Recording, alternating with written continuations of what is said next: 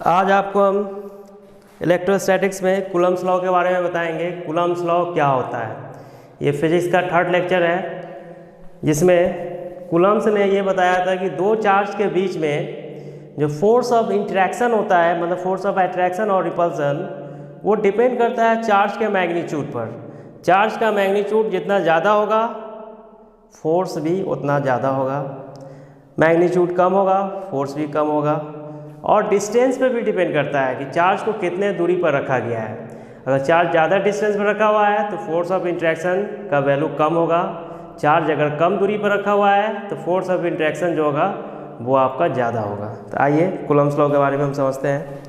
सबसे पहले कूलम्ब्स ने ये बताया, अकॉर्डिंग टू कूलम्ब्स के ज़रिए ये बताया गया कि कोई भी चार्ज बॉडी के बीच में फोर्स ऑफ इंटरेक्शन होता है, अट्रैक्शन होता है। तो चार्ज बॉडी का मतलब बड़ा भी हो सकता है, छोटा भी हो सकता है। मान लें कि ये बॉडी आपका है जिसमें बहुत सारा चार्ज है, दूसरा बॉडी है इस पर भी बहुत सारा चार्ज है। तो इसका मतलब है कि जितना ज़्यादा चार्ज होगा फोर्स उतना ही ज़्यादा इस पर लगेगा, जितना ज़्यादा चार्ज होगा फोर्स उतना ही ज़्यादा लगेगा। मगर फोर्स को हम डिफाइन करना चाहेंगे तो सारे चार्ज के लिए डिफाइन नहीं कर सकते। मान लेते हैं कि इनफाइनाइट चार्ज है तो इनफाइनाइट फोर्स तो आप निकालेंगे नहीं। तो कूलम्ब्स ने क्या किया कि सबसे पहले दो चार्ज बॉडी को एक पॉइंट सोर्स मान लिया। मान लें कि पॉइंट सोर्स मानने के बाद उसको पहले डिफाइन किया, उसके बाद कंटिन्यूअस बॉडी के लिए डिफाइन किया। पॉइंट सोर्स के लिए अगर हम डिफाइन कर देते हैं तो कंटिन्यूअस बॉडी को भी हम डिफाइन इजीली कर सकते हैं, वो भी हम आपको बताएंगे अगले लेक्चर में। अब जैसे इस चार्ज को क्या किया गया, एक पॉइंट सोर्स मान लिया गया, मतलब Q1 और ये आपका Q2। अब इसके बीच में जो फोर्स ऑफ इंटरेक्शन जनरेट हो रहा है, मतलब सेम चार्ज है तो रिपल्सन होगा F1 and F2। F1 force जो है Q1 पर Q2 की वजह से लग रहा है, F2 फोर्स जो है Q2 पर Q1 की वजह से लग रहा है। और इसके बीच का डिस्टेंस हम मान लेते हैं स्मॉल r है। ये फोर्स ऑफ रिपल्सन है, यहाँ पर फोर्स ऑफ रिपल्सन। इसी तरह से अपोजिट चार्ज आप लेते हैं तो फोर्स ऑफ अट्रैक्शन होगा। मान लेते हैं कि ये आपका प्लस Q चार्ज है और ये आपका माइनस Q चार्ज है, तो इसके बीच में फोर्स ऑफ इंट्रैक्शन होगा, मतलब यहाँ पर आपका अट्रैक्शन होगा दोनों के बीच में। इसके बीच का जो डिस्टेंस है ये आपका r है।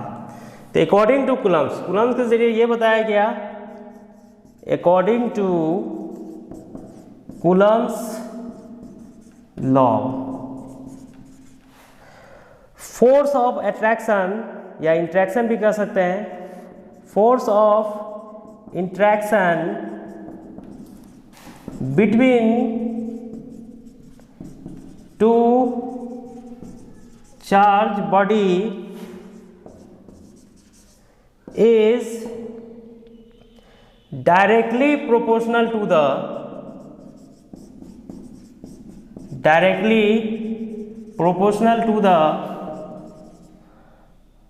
product of magnitude of charges। Charge के मैग्नीट्यूड का प्रोडक्ट का डायरेक्टली प्रोपोर्शनल होता है and inversely proportional to the square of distance between them।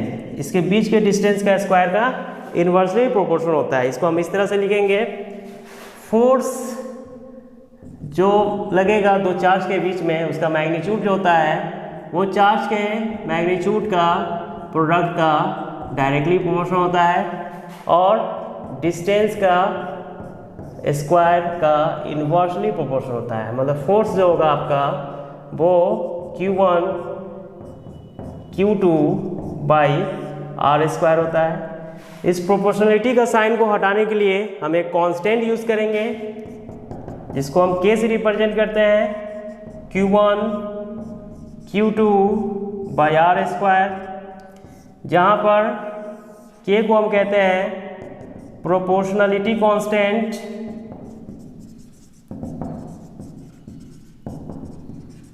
या इसी को हम कहते हैं dielectric constant, dielectric constant, या इसी को कहते हैं इलेक्ट्रोस्टैटिक्स फोर्स कांस्टेंट। सब एक ही नाम है, कोई अलग अलग नहीं है, कुछ भी लिख सकते हैं आप, ठीक है ना। इसी तरह से आगे देखिएगा।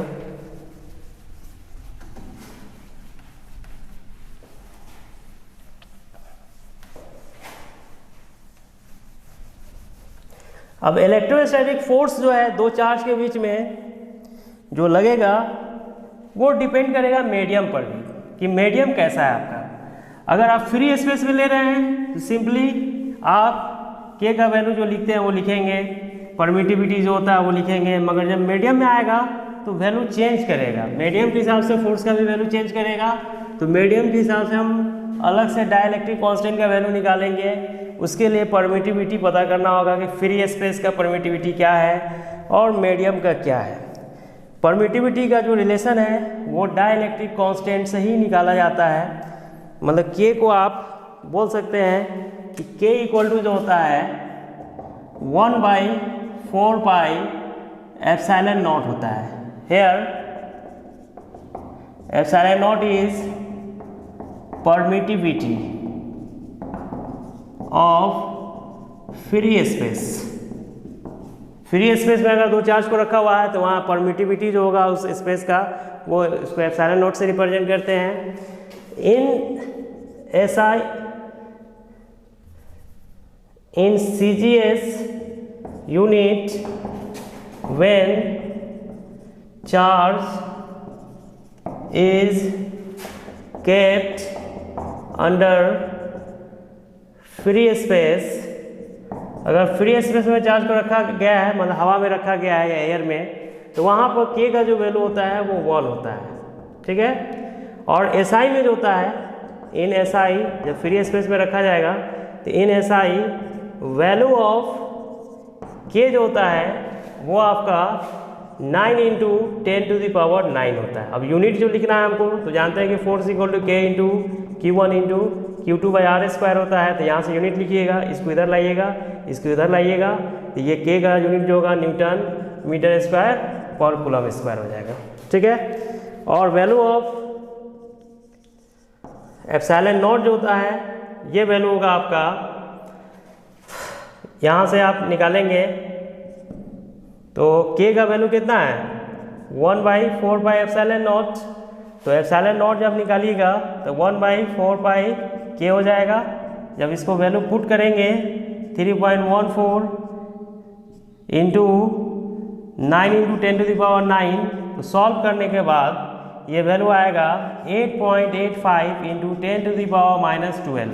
अब यूनिट जो लिखना है तो आप इसको 1/4 pi epsilon not Q1 Q2/r² जब लिखेंगे तो एप्सिलॉन नॉट का यूनिट यहाँ से निकाल सकते हैं। एप्सिलॉन को आप इधर लाइएगा, एफ को इधर लाइएगा, तो coulomb square newton metre square इसका यूनिट हो जाएगा, ठीक है। SI यूनिट एंड डायमेंशन, ये बोर्ड एग्जाम में क्वेश्चंस ऑब्जेक्टिव में डाला जाता है of K and epsilon naught. इसका SI यूनिट और डायमेंशन लिखने के लिए दिया जाता है जनरली बोर्ड एग्जाम्स में, ऑब्जेक्टिव में ये क्वेश्चन आता है, ठीक है। तो SI यूनिट का बात करते हैं, SI unit of K and epsilon not. तो आप जानते हैं कि F इक्वल टू होता है के इंटू Q1 Q2/r², या इसी को आप लिखते हैं 1/4 pi epsilon not Q1 × Q2/r²। यहाँ से के का वैल्यू जब निकालिएगा तो F into r² Q1 Q2 हो जाएगा, और एप्सिलॉन नॉट का वैल्यू निकालिएगा तो 1/4 पाई आपका Q1 Q2/r² इंटू F हो जाएगा, ठीक है ना। तो आप यहाँ से SI यूनिट निकालिएगा, SI यूनिट ऑफ के। तो फोर्स का क्या होता है न्यूटन, डिस्टेंस का क्या होता है मीटर स्क्वायर, चार्ज का क्या होता है कूलम, कूलम स्क्वायर हो जाएगा। मतलब इसको आप न्यूटन मीटर स्क्वायर पर कूलम स्क्वायर लिख सकते हैं, ठीक है ना। इसी तरह से एप्सिलॉन नॉट का लिखिएगा यूनिट, ऐसा यूनिट ऑफ एप्सिलॉन नॉट, तो कांस्टेंट का कुछ नहीं होता है, चार्ज का होगा कूलम स्क्वायर, फोर्स का हो जाएगा न्यूटन, डिस्टेंस का न्यूटन मीटर स्क्वायर, मतलब इसको आप लिख सकते हैं coulomb square newton inverse metre inverse 2, मतलब newton inverse coulomb square metre minus 2, ठीक है। डायमेंशन जब लिखेंगे, dimension of K and epsilon naught, K और एप्सिलॉन नॉट का डायमेंशन लिखिएगा, तो के का वैल्यू कितना है, F into R square by Q1 into Q2, ठीक है। तो फोर्स का डायमेंशन कितना होता है, M L square T minus 2, distance का हो जाएगा एल स्क्वायर, चार्ज का हो जाएगा ए टी, ठीक है। इस तरह से इसको सॉल्व कीजिएगा, ये वैल्यू आ जाएगा एम, एल और एल क्यूब हो जाएगा, टी ऊपर जाएगा, टी माइनस 4 हो जाएगा, ए ऊपर जाएगा तो ए माइनस 2 हो जाएगा, ठीक है। इसी तरह से एप्सिलॉन नॉट का डायमेंशन लिखिएगा, तो एप्सिलॉन नॉट का वैल्यू कितना है 1/4 pi Q1 into Q2 by R square into F, ठीक है। मतलब इसको सॉल्व कीजिएगा तो AT into AT by force का डिस्टेंस का होगा एल स्क्वायर, फोर्स का हो जाएगा MLS T माइनस 2, इस तरह से आपका वैल्यू आ जाएगा। m को ऊपर ले आइएगा तो m माइनस 1, l को ऊपर ले आइएगा तो l माइनस 3, t को ऊपर ले आइएगा तो T4, ये तो पहले से ही ऊपर में है। इस तरह से आपका एप्सिलॉन नॉट का डायमेंशन हो गया, ठीक है। तो स्केलर फॉर्म में ये आपका कूलम्स लॉ को अगर डिस्क्राइब करने के लिए दिया जाएगा कि what is the Coulomb's law in scalar form, scalar form में अगर दे देगा तो आप इस तरह से ये क्वेश्चंस लिखिएगा। मगर सिर्फ दे देगा व्हाट इज कूलम्स लॉ, तो आपको स्केलर फॉर्म भी और वेक्टर फॉर्म दोनों आपको डिस्क्राइब करना पड़ेगा कि वो कूलम्स लॉ को डिस्क्राइब कीजिए, या अगर सिर्फ लिखा रहेगा कि what is Coulomb's law in vector form तो फिर वेक्टर फॉर्म में इसको हम डिस्क्राइब करेंगे, जिसको वेक्टर फॉर्म में हम इसके बाद वाले लेक्चर में बताएंगे आपको, ठीक है।